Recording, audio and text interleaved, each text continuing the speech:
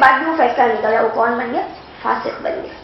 آیت نمبر 48, وَأَنزَلْنَا إِلَيْكَ الْكِتَابَ, ہم نے نازل کی آپ کی طرف کتاب, بالحق حق کے ساتھ, مصدقاً تصدیق کرنے والی, لما بین یدیہ اس کی جو موجود ہے اس سے پہلے, من الکتاب کتاب میں سے, ومہیمنا اور نگہبان ہے, علیہ اس پر, فاحکم تو فیصلہ کرو, بینہم ان کے درمیان, بما انزل اللہ اس کے ساتھ جو اللہ نے اتارا, ولا تتبع اہواءہم اور مت پیچھے چلنا ان کے خواہشات کی, اما جاءک من الحق اس سے جو آ چکا ہے تمہارے پاس حق, لکل جعلنا منکم شرعۃ ومنہاجا ہر ایک کے لیے ہم نے بنائے تم میں سے شریعت اور منہاج.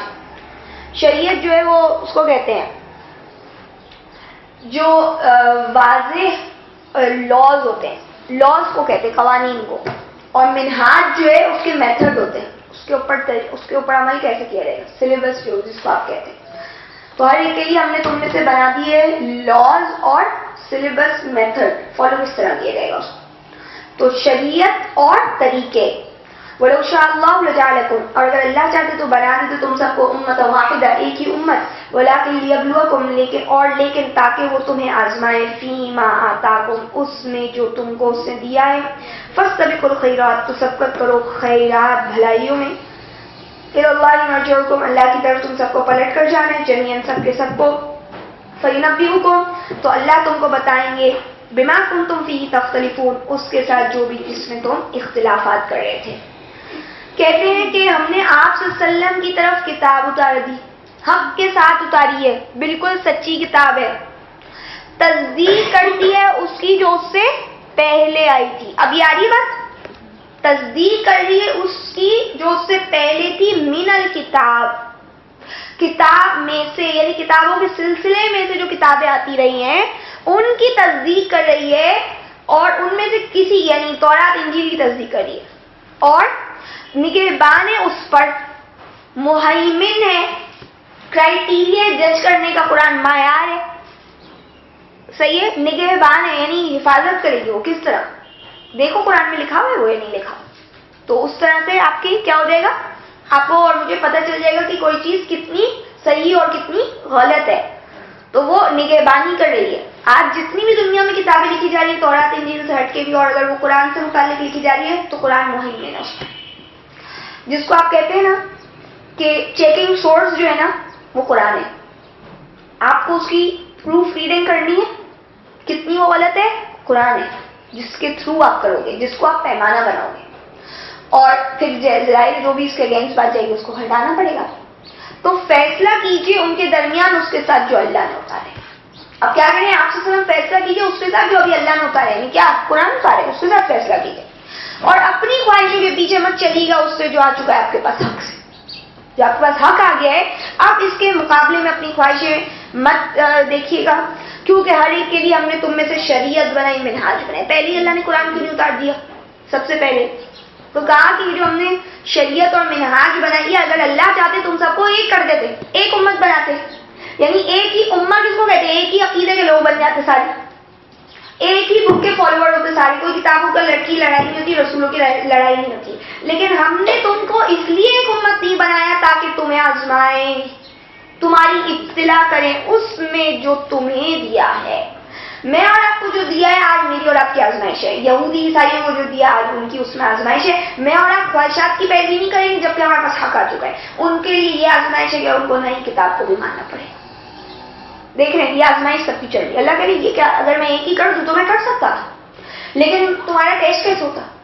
اور یہ بھی کہ ہر ایک کے لیے ہم نے شریعت بھی بنائی, منہاج بھی بنائے, یعنی کیا بنا دی, ہر ایک کے لیے لاز بھی بنائے اور اس کی امپلیمنٹیشن کے طریقے بھی بتا دی, رسولوں کو بھیجا. اور اس لیے بھی کہ شریعت تھوڑی سی الگ بھی ہو گئی, یعنی شریعت الگ نہیں ہوئی. شرع لکم من الدین ما وصی بہ نوح, قرآن تو کہتے ہیں شریعت تمہاری وہ ہے جو نوح علیہ السلام سے ہی چلی آ رہی ہے, صحیح ہے.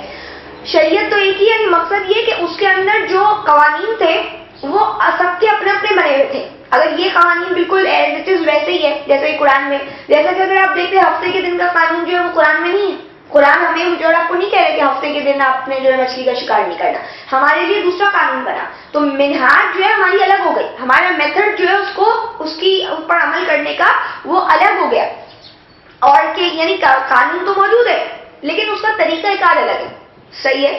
اور اسی طریقے سے بہت ساری اور بھی باتیں ہوں گی کہ پہلے لوگ یہ کر رہے ہیں اور اس کے بعد اللہ نے یا اس کے بارے میں کوئی انفارمیشن نہیں تھی اور آج قرآن نے اس کی انفارمیشن دی مجھے اور آپ کو اس کے معاملے میں اور ہدایات دی، تو یہ کیا بن گئی؟ ہر ایک کے لیے ہم نے شریعت دی ہے. تو شریعت تو وہی ہے جو دی ہے، لیکن ہر ایک کو دی تاکہ کوئی یہ نہ بولے کہ اللہ ہم تک تو آپ کی بات ہی نہیں پہنچی تھی. اور منہاج پھر بتایا اللہ نے اس کے لیے. صحیح کہتے ہیں کہ فاستبقوا الخیرات، اب تم لڑو گے یا تمہیں چاہیے کہ تم بھاگو خیرات میں، بھلائیوں میں، جیسا کہ سورہ بقرہ میں کہا وَلِكُلٍّ وِجْهَةٌ، جو قبلے کی بات ہے. اب وہی دیکھ لیں، قبلہ تو پہلے موسیٰ جو ہے وہ موسیٰ علیہ السلام اپنے گھروں کو بھی قبلہ بنائے، حکم تو موجود ہے نا، شریعت تو موجود ہے، منہاج الگ ہو گیا نا، طریقہ الگ ہو گیا. تو کہتے ہیں کہ وَلِكُلٍّ وِجْهَةٌ هُوَ مُوَلِّيهَا، ہر ایک کے لیے ایک سمت ہے، وہ اسی کی طرف منہ کرتا ہے. تو فاستبقوا الخیرات، تم بھلائیوں کی طرف سبقت کرو. میں اور آپ کیا کریں؟ اچھائیوں کی طرف اپنا ٹارگیٹ رکھیں، ان کو کریں، جھگڑوں میں نہ پڑیں.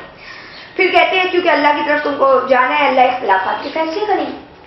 آگے کہتے ہیں 49 میں وَأَنِحْكُمْ، اور یہ کہ فیصلہ کیجیے بینہم ان کے درمیان، بما انزل اللہ، اس کے ساتھ جو اللہ نے اتارا ہے، وَلَا تَتَّبِعْ أَهْوَاءَهُمْ، اور مت خواہشات کی ان کی پیروی کیجیے گا، وَاحْذَرْهُمْ أَن يَفْتِنُوكَ، اور ان سے محتاط رہیے کہ ان یفتنوکا، کہ یہ آپ کو فتنے میں مبتلا کر دے، عن بعد بات سے، ما انزل اللہ، جو اللہ نے نازل کیا، الیک آپ کی طرف. فَإِن تَوَلَّوْا، تو اگر وہ پھر جائیں، فَاعْلَمْ، تو جان لیجئے، انما یرید اللہ، کہ اللہ چاہتے ہیں، ان یصیبہم، کہ انہیں مبتلا کریں، بِبَعْضِ ذُنُوبِہم، ان کے بعض گناہوں کی وجہ سے، وَإِنَّ كَثِيرًا مِنَ النَّاسِ، اور بے شک اکثریت لوگوں کی، لَفَاسِقُونَ، البتہ نافرمان.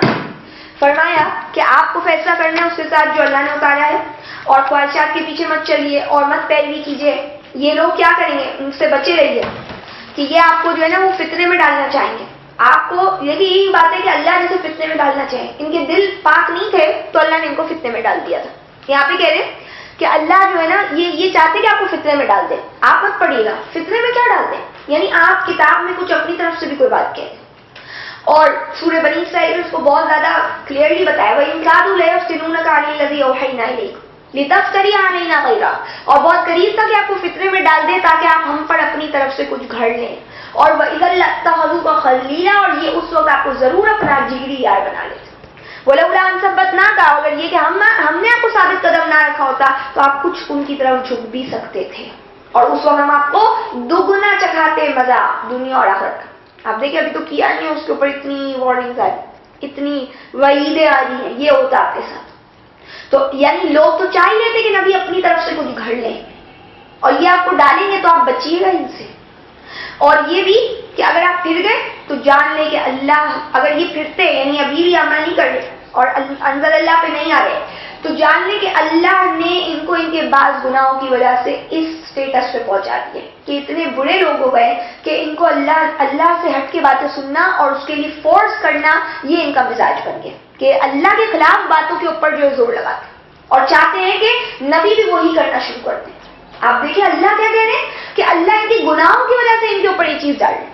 تو انسان کے اپنی گناہ اتنے ہوتے ہیں کہ بندے کی وہ اتنی دل دماغ اور اس کو سلیم الفطرتی کو اتنا مسخ کر دیا جاتا ہے. اور پھر یہ کہ بے شک اکثریت لوگوں کی کیا ہے؟ البتہ فاسق. فاسق کیا بار بار بتایا جاتا ہے، یعنی سب کچھ سمجھنے کے باوجود غلط کام کرتی ہے اور منافقانہ رویے اختیار کرتی ہے. منافق فاسق ہے، جیسے قرآن نے کہا.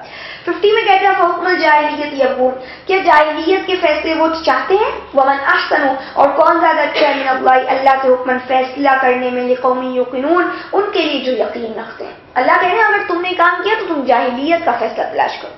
جاہلیت سے مراد وہ نہیں جو 1400-1500 سال پہلے کا زمانہ تھا، پتہ نہیں اسی کو جاہلیت بول دیا جاتا، یعنی نادانی کے فیصلے، جہالت. اللہ کہہ رہے ہیں یعنی ایک ہدایت ہے اور ایک جہالت ہے. تو یہ اگر تم نے ابھی بھی اتنا سب کچھ جاننے کے بعد بھی اگر تم نے کیا تو تم جاہلیت کے فیصلے لو گے. یعنی میں اور آپ اتنا قرآن جاننے کے بعد اگر بھٹکتے تو ہم سے زیادہ جاہل بننا کوئی، جس کو ہم کہتے ہیں پڑھا لکھا جاہل، اس کو کیا مقصد ہوتا ہے؟ پڑھ لکھ کے بھی نادان ہے، ابھی بھی اسے عقل نہیں ہے، تو اب تم کیا جاہلیت کے فیصلے تلاش کرو گے؟ اللہ سے زیادہ حکم تو کسی کا اچھا نہیں ہے ان کے لیے جو یقین رکھتے ہیں. اور آپ نے یہ بھی پڑھا تھا کہ ظاہر اللہ اپنے حکم میں کسی کو شریک نہیں کرتے، تو جو بھی بندہ یہ کرے وہ شرک میں بھی مبتلا ہوگا اور وہ جہالت میں بھی مبتلا ہوگا. آیت نمبر 51 یا ایھا الذین آمنوا اے ایمان والو لا تتخذوا اليہود والنصارى مت بناؤ یہودیوں کو والنصارى اور عیسائی کو اولیاء دوست بعضهم اولیاء بعض ان کے بعض دوست ہیں بعض کے ومن یتولہم اور جو ان سے دوستی کرے گا منکم تم میں سے فإنہ منہم تو بے شک وہ بھی انہی میں سے ہوگا ان اللہ لا یہدی القوم الظالمین بے شک اللہ ہدایت نہیں دیتے ظالم لوگوں کو. اب فرمایا کہ ایمان والو یہودی اور عیسائی کو دوست مت بنائے گا. کیوں؟ وہ آپس میں دوست ہیں, تمہارے تھوڑی دوست ہیں, وہ تو آپس میں دوست ہیں. اور یہ بھی کہ جو ان سے دوستی کرے گا تو کیا ہوگا؟ اللہ کہہ رہے ہیں کہ وہ ظالم ہے اور اللہ ظالموں کو ہدایت نہیں دیتے ہیں.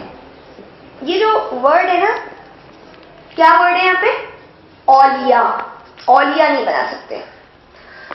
اچھا جی, قرآن نے آپ کو اجازت دی ہے. کس طریقے سے؟ کہتے ہیں آیت نمبر 8 میں سورہ 60 کی ممتحنہ کی,